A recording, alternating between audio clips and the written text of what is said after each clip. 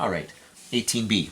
And again, these questions here are a little bit more challenging because you don't know how many terms there are in this series, and you need to know how many terms there are in order to use either one of the summation equations.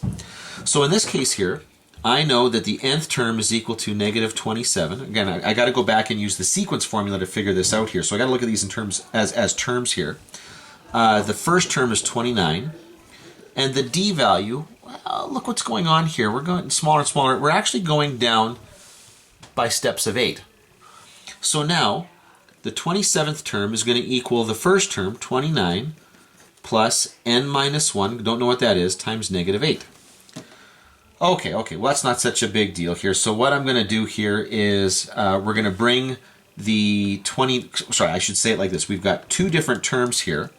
Okay, I got to move over the term that doesn't have the n in it. So I'm going to bring over the 29, and that's going to leave me with negative 56 equals n minus 1 times negative 8. I'm going to divide out the factor that doesn't have the n in it, so I'm going to divide by negative 8. That's going to get me positive 7 equals n minus 1.